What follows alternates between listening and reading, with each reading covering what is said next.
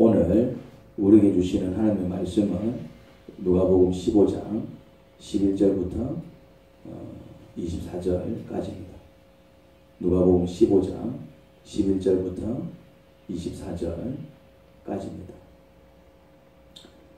예수께서 말씀하셨다. 어떤 사람에게 아들 둘이 있는데 작은 아들이 아버지에게 말하기를 아버지 재산 가운데서 내게 돌아온 몫을 내게 주십시오 하였다. 그래서 아버지는 살림을 두 아들에게 나누어 주었다. 며칠 뒤에 작은 아들은 제 것을 다 챙겨서 먼 지방으로 가서 거기서 방탕하게 살면서 그 재산을 낭비하였다. 그가 모든 것을 탕진했을 때에 그 지방에 크게 흉년이 들어서 그는 아주 궁핍하게 되었다. 그래서 그는 그 지방의 주민 가운데 한 사람을 찾아가서 몸을 의탁하였다. 그 사람은 그를 들로 보내서 돼지를 치게 하였다. 그는 돼지가 먹는 쥐염 열매라도 좀 먹고 배를 채우고 싶은 심정이었으나 그에게 먹을 것을 주는 사람이 없었다. 그제서야 그는 제정신이 들어서 이렇게 말하였다. 내 아버지의 그 많은 품꾼들에게는 먹을 것이 남아도는데 나는 여기서 굶어 죽는구나. 내가 일어나 아버지에게 돌아가서 이렇게 말씀드려야 하겠다. 아버지, 내가 하늘과 아버지 앞에 죄를 지었습니다. 나는 더 이상 아버지의 아들이라고 불릴 자격이 없으니 나를 품꾼의 하나로 삼아 주십시오. 그는 일어나서 아버지에게로 갔다. 그가 아직도 먼 거리에 있는데 그의 아버지가 그를 보고 스근히 여겨서 달려가 그의 목을 껴안고 입을 맞추었다. 아들이 아버지에게 말하였다. 아버지, 내가 하늘과 아버지 앞에 죄를 지었습니다. 이제부터 나는 아버지의 아들이라고 불릴 자격이 없습니다. 그러나 아버지는 종들에게 말하였다. 어서 가장 좋은 옷을 꺼내서 그에게 입히고 손에 반지를 끼우고 발에 신을 신겨라. 그리고 살찐 송아지를 끌어내다가 잡아라. 우리가 먹고 즐기자. 나의 이 아들은 죽었다가 살아났고 내가 잃었다가 되찾았다. 그래서 그들은 잔치를 벌였다. 아멘. 예수님은 세리들과 악한 죄인들과 서슴지 않고 어울렸습니다. 그들이 예수님께 오는 것을 싫어하거나 막지 않으셨습니다. 오히려 그들과도 웃고 떠들며 함께 식사하길 마다하지 않으셨습니다. 다른 종교 지도자들과는 판이하게 다른 모습이었습니다.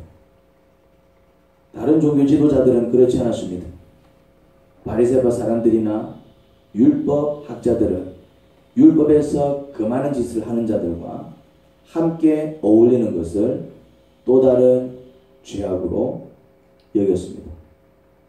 그 당시 세리는 자기 먹고 살기 위해서 동족의 피를 빨던 자였고 죄인들도 바리새파 사람들이나 율법학자들은 절대 어울릴 수 없는 더러운 삶을 살던 자였습니다. 그들은 그들 자신의 경건을 지키기 위해서 그런 자들과 종체 상종하지 않았습니다. 말을 썩는 것은 물론이거니와 같이 식사하는 것은 있을 수 없는 일이었습니다. 그런데 예수님은 그런 자들과는 달리 소위 그 당시 악하고 더러운 자로 여겨지던 자들과는 서슴지 않고 어울리셨습니다. 아무렇지 않게 그들과 어울리며 함께하였습니다. 그리고 다른 종교 지도자들과는 달리 자신들과 어울리길 마다하지 않으시는 예수님을 그들은 좋아할 수 밖에요. 다른 종교 지도자들은 더럽다, 악하다 하며 그들을 경멸하고 무시한 반면에 예수님은 그들을 따뜻하게 대해 주셨거든요. 바리새파 사람들과 율법학자들은 예수님의 그런 모습이 싫었습니다. 누가복음 15장 2절입니다.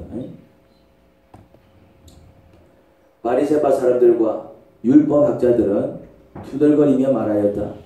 이 사람이 죄인들을 맞아들이고 그들과 함께 음식을 먹는구나. 예수님은 당신을 이해하지 못하는 바리새파 사람들과 율법학자들에게 당신 자신이 왜 그렇게 행동하는지 설명해 줘야겠다 마음을 먹으신 듯 합니다.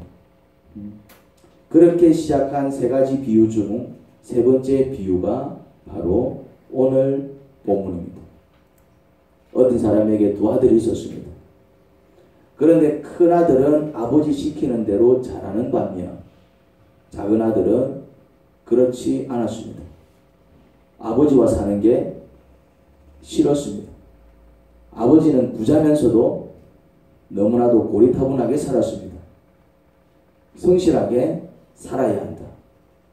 정직하게 살아야 한다. 검소하게 살아야 한다. 그런 말씀이 전부 잔소리로 들렸습니다. 세대 차이가 느껴져도 너무 느껴지는 거예요. 그런 아버지 밑에 있다가 숨 막혀 죽을 것만 같았습니다. 그는 도저히 그렇게 살 수 없다고 여겼습니다. 하지만 아버지를 떠날 수도 없었습니다. 아버지는 부자였지만 그는 사실 가진 게 없었습니다. 아버지 덕에 편히 살고 있었던 겁니다. 아버지를 떠나 살 형편은 되지 않고 하지만 아버지와 계속 살다가 숨막혀 죽을 것 같고 그래서 생각해낸 것이 아버지 유산을 미리 달라고 하는 것이었습니다. 어차피 아버지께서 돌아가시면 그 재산은 형과 자신에게 돌아올 텐데 미리 당겨 달라고 해도 나쁠 게 없다고 생각했습니다. 철이 없어도 너무 없지요. 그런데 이해가 안 되는 것은 그의 아버지입니다. 아버지께서 그렇게 해 주셔요. 재산을 반으로 나누어 첫째와 둘째에게 나누어 주셨습니다. 고양이에게 생선을 맡긴 꼴이죠. 아니나 다를까 13절 상반부입니다. 13절 15장 13절 상반절을 보겠습니다. 며칠 뒤에 작은 아들은 제 것을 다 챙겨서 먼 지방으로 가서 거기서 방탕하게 살면서 그 재산을 낭비하였다. 며칠 뒤에 작은 아들은 제 것을 가지고 떠났답니다. 재산을 얻은 지 며칠도 되지 않았는데 재산을 얻은 작은 아들은 기다렸다는 듯이 아버지 집을 떠납니다. 자, 아들이 잘 살았을까요? 못 살았을까요? 이런 철딱선이 없는 자가 집 나가 혼자서 잘 살면 기적 아닙니까? 그는 가진 재산을 탕진합니다. 거기다 그가 살던 지방의 흉년까지 겹쳤습니다. 밥은 먹고 살아야겠기에 돼지를 쳤습니다. 얼마나 배가 고팠으면 돼지가 먹던 쥐염 열매, 사료입니다. 사료. 짐승이 먹는 음식이니 사료죠. 그거라도 먹고 싶었지만 그거조차 주는 사람이 없었습니다. 아주 비참한 꼴이 되었습니다. 그때 퍼뜩 정신이 들었습니다. 17절부터 19절까지입니다. 그제서야 그는 제정신이 들어서 이렇게 말하였다. 내 아버지의 그 많은 품꾼들에게는 먹을 것이 남아도는데 나는 여기서 굶어 죽는구나. 내가 일어나 아버지에게 돌아가서 이렇게 말씀드려야 하겠다. 아버지, 내가 하늘과 아버지 앞에 죄를 지었습니다. 나는 더 이상 아버지의 아들이라고 불릴 자격이 없으니 나를 품꾼의 하나로 삼아 주십시오. 이게 바로 아버지의 의도였습니다. 철딱선이 없는 아들에게 그 많은 재산 절반을 준 이유, 분명 그것을 낭비할 것 뻔히 알면서도 군소리 없이 그 많은 재산을 내준 이유, 아버지의 의도, 바람은 스스로 그 사실을 깨닫길 원하셨습니다. 하나님 아버지의 또 다른 면모를 발견할 수 있는 본문입니다. 정말 이해가 안 되는 아버지입니다. 우리 같으면 그런 아들 다리 몽둥이를 부러뜨리지요. 재산 절반요 한 푼도 주지 않을 겁니다. 그런데 그는 어떻게 그것을 내주었을까요? 어떤 마음으로 내주었을까요? 그리고 그때부터 아들을 기다린 아버지, 더 이해가 안 됩니다. 그렇게 내줬으면 오늘부로 니는 끝이다 할 것이지 또 그때부터 왜 아들을 기다립니까? 기다릴 것 같으면 왜 내줘? 그렇게 내보냈으면 저건 자식도 아니다 하고 잊을 법도 한데 그때부터 언제 돌아올지 모를 아들 기다리는 아버지가 되었습니다. 얼마나 애타게 기다렸는지 모릅니다. 20절입니다. 그는 일어나서 아버지에게로 갔다. 그가 아직도 먼 거리에 있는데 그의 아버지가 그를 보고 측은히 여겨서 달려가 그의 목을 끼안고 입을 맞추었다. 분명 몰골이 싹 바뀌었을 겁니다. 떠나갈 땐 멋쟁이였겠지만 돌아올 땐 싼거지가 따로 없었을 겁니다. 그리고 가까운 거리도 아니고 아직 그 거리가 멀 때 아들을 한순간 알아보고 아버지가 뛰어갔다지요. 무슨 의미일까요? 아들이 걸어올 만한 곳을 직시하고 있었다는 것입니다. 그리고 나타나는 순간 발견했다는 것은 매일 그 자리에 서서 돌아올 아들만 기다렸다는 겁니다. 아버지는 무슨 죄요? 자식이 몸고생을 했다면 아버지는 그 이상의 마음고생을 한 겁니다. 결국 아버지는 자식이 겪은 고생을 함께 겪은 것입니다. 아들만 고생한 게 아니에요. 아버지는 좋은 집에서 잘 먹고 잘 살고 있지 않았습니다. 몸은 편했겠지만 그 마음은 어떠했다? 죽을 맛이었다 이 말입니다. 다시 말해 아버지도 자식이 그렇게 비참한 꼴을 당하는 동안 함께 그 이상의 마음고생 한 것을 알 수 있습니다. 이유가 뭐라고요? 왜 그렇게 했다고요? 스스로 자신이 얼마나 악한 자요, 스스로 아버지가 얼마나 좋은 분인지 깨닫고 집으로 돌아오길, 아버지께로 돌아오길 바란 것입니다. 하나님 아버지는 그렇게 여러분을 기다리고 계십니다. 할렐루야. 그렇게 우리를 기다리고 계신다고요. 하나님께서 심술궂으셔서 우리를 힘들게 만드신다고요? 아닙니다. 아버지 품을 떠나 우리가 자초한 고생이요 고통입니다. 하나님께서 우리 건강을 치셨다고요? 하나님께서 우리 재산을 날리셨다고요? 하나님께서 우리로 그런 일을 겪게 하셨다고요? 맞습니다. 틀린 말은 아니에요. 얼마든지 그렇게 되지 않을 수 있도록 지켜주실 수 있었습니다. 하지만 그래 나를 떠나면 어떻게 되는지 몸으로 한번 느껴봐 하고 하나님께서 내버려 두셨습니다.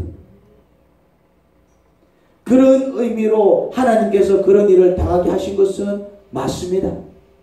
하지만 그런 일을 당한 근본적인 이유는 우리의 욕심 때문이고 우리의 죄악 때문이고 하나님께 감사하며 당신의 주권에 굴복하지 않은 탓입니다. 우리의 교만이 불러온 재앙인 겁니다. 하지만 아들이 돌아올 때 아버지의 반응은 어떻습니까? 22절부터 24절까지입니다. 그러나 아버지는 종들에게 말하였다. 어서 가장 좋은 옷을 꺼내서 그에게 입히고 손에 반지를 끼우고 발에 신겨라. 그리고 살찐 송아지를 끌어내다가 잡아라. 우리가 먹고 즐기자. 나의 이 아들은 죽었다가 살아나고 내가 잃었다가 되찾았다. 그래서 그들은 잔치를 벌였다. 아들은 아들이라 불릴 자격이 없으니 그냥 품꾼으로 써달라고 했지만 아버지는 어떻게 합니까? 품꾼이 웬 말이냐? 너는 여전히 내 아들이다. 아들로 대우하죠. 그것도 죽은 아들이 살아 돌아왔다고 합니다. 이런 아들을 도로 찾았다고 합니다. 그래서 큰 잔치를 베풀었지요. 바리새파 사람들과 율법학자들이 예수님께서 세리와 죄인들과 어울릴 때 그것을 이해하지 못했습니다. 어떻게 랍비라는 사람이, 어떻게 선생이라는 자가 저렇게 악하고 더러운 죄인들과 어울릴 생각을 다 하지 그랬습니다. 그들은 분명 죄인이 맞았습니다. 악하고 더러운 자들이 맞았습니다. 하지만 하나님은 그들도 깨닫고 돌아오길 바라셨어요. 바리새파 사람들과 율법학자들의 실수는 하나님도 그렇게 악하고 더러운 자들은 완전히 포기했을 것이라고 생각한 겁니다. 그들은 그렇게 악하고 더러운 자들을 완전히 포기했는지 모르겠지만, 저들은 절대 인간 안 돼 하고 포기했는지 모르겠지만, 하나님은 아무리 악하고 더러운 자도 회개하고 돌아오길 끝까지 기다리십니다. 그게 하나님과 바리새인들의 차이였습니다. 그게 바로 하나님과 우리의 차이지요. 우리는 우리가 볼 때 정말 악하고 더러운 자들을 포기해버립니다. 다른 사람은 몰라도 저 인간은 절대 예수님을 믿지 않을 거야. 다른 사람은 몰라도 저 인간만큼은 절대 천국에 못 갈 거야. 다른 사람은 몰라도 저 인간만큼은 절대 구원하고 싶지 않아. 이건 우리의 마음입니다. 하지만 하나님은 아무리 그가 무도한 자라도 스스로 자신이 죄인인 것을 깨닫고 그 죄악을 회개하고 하나님께로 돌아오면, 오늘 본문의 아버지가 그의 아들을 위해서 잔치를 베풀듯 그렇게 잔치를 베풀어 주시는 하나님이십니다. 그러면 답이 나왔습니다. 우리가 이런저런 일을 겪으면서 온갖 고생을 겪을 때 그것을 지켜보며 그 이상의 마음고생하고 계시는 하나님께서 악한 것일까요? 그런 고통 속에서도 끝까지 자기 죄악을 고집하며 하나님께 돌아오지 않는, 그래서 우리도 죽을 마시고 하나님도 죽을 마시게 만드는 우리가 악한 것일까요? 그러면 우리 또한 우리 자신이 얼마나 악한 죄인인지 깨닫고 우리의 죄악을 회개하며 하나님께로 돌아가면 어떤 일이 벌어질까요? 그때부터 언제 그랬냐는 듯이 모든 고통이 사라지고 하나님께서 베풀어 주시는 안락과 안식을 누리지 않겠습니까? 우리 그 하나님께로 함께 돌아가지 않겠습니까? 하나님 아버지, 그렇습니다. 저희는 죄인입니다. 그럼에도 불구하고 저희는 죄인인 것을 깨닫지 못합니다. 혹 죄인인 것을 깨달아도 그것을 인정하려고 하지 않습니다. 아버지께로 돌아가려고 하지 않습니다. 그 죄악을 자복하고 회개하려고 하지 않습니다. 그러면서도 당하는 그 고통과 아픔에 대해서는 투덜투덜거립니다. 하늘이 무심하다 그럽니다. 왜 우리에게 이런 일이, 그러면서 마치 이 땅의 주인이 우리이냐 거들먹거립니다. 그것이 재앙의 원인인 줄 모른 채 말입니다. 물론 아버지는 너가 한번 혼나봐라 그러면서 분을 쏟아내는 게 아닙니다. 이제 그만 어리석은 삶 청산하고 나에게로 돌아와. 그러면 너희가 살 수 있어. 나를 떠나서는 너희는 그렇게 헤매고 고통스러울 수밖에 없어. 그러니 그만 돌아와. 그러면서 발을 동동 굴리며 그렇게 애타게 저희를 찾고 기다리십니다. 돌아가는 자는 오늘 깨닫고 아버지께로 돌아간 그 둘째 아들처럼 다시 아들의 대우를 받을 것이요. 이런 아들 살아 돌아왔노라고, 죽었다가 다시 내 아들 살아 돌아왔노라고 아버지는 잔치를 베풀며 환영해 주실 것입니다. 그리고 다시 금가락지 끼워주시고 신발 갈아신겨 주시고 옷도 새 옷으로 갈아입혀 주십니다. 인생을 새롭게 장식해 주신다고요. 그러니 이 시간 주께로 돌아가는 시간 되기를 간절히 바랍니다. 비록 코로나로 나라는 큰 위기 속에 있지만 이런 상황이 왜 우리에게 이런 저주가 재앙이 이러면서 더 큰 죄악을 짓는 어리석은 자가 아니요. 주님 죄송해요. 저희가 잘못했어요. 반성하며 주께로 돌아가는 또 그런 결단의 시간이 되기를 바랍니다. 예수님 이름으로 기도합니다. 아멘. 우리 같이 또 말씀을 붙들고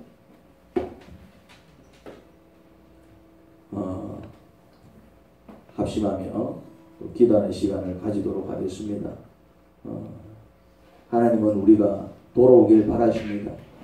하나님은 우리가 회개하길 바라십니다.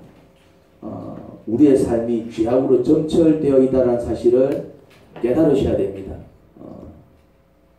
노래 시작하면 돌려주시기 바랍니다. 점철되어 있다는 사실을 깨달으시기 바랍니다. 그것을 청산할 때에 고통이 떠나가는 것입니다. 하나님을 떠나 있는 이상은 고통은 사라지지 않습니다. 우리가 이런 위기 속에서 우리의 허물을 깨닫고 주께 돌아갈 때에 언제 그랬냐는 듯이 전염병도 잡힐 것이고 다시 평안이 찾아오지 못 깨닫고 우리 힘으로 해결할 수 있어 해결 못하잖아요. 지금 더 확산되고 있잖아요. 처음에는 큰 소리 빡빡 쳤습니다. 별거 아니라고. 그런데 지금 이런 난리가 없습니다. 이런 난리가 없습니다. 지금 유럽은 전 국민 이동 금지령을 내렸어요. 전 국민, 교회뿐만이 아니고 상점 전 국민 그냥 이동 금지령을 내렸어요. 방법이 없으니까. 미국도 지금 전 국민 이동 금지령을 내렸습니다. 전 국민.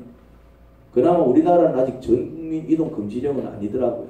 그냥 이제 일부에 한해서 문제가 많이 발생하고 있는 종교시설이라든지 체육활동이라든지 유흥업소라든지 일단 심각한 문제를 보이고 있는 곳에 대해서는 지금 강력한 조치를 내려서 지금 어쩔 수 없이 우리가 지금 순응하고 있는데 예배를 드릴 수 있다 못 드릴 수 있다 지금 이게 중요한 게 아닙니다. 그거보다 더 큰 게 뭡니까? 지금 전 세계가 지금 하나님 앞에 자복해야 될 죄가 있다는 뜻입니다. 전 세계가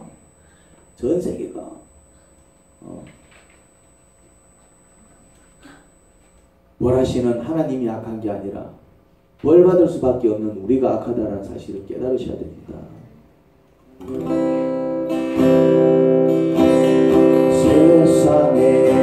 세상에서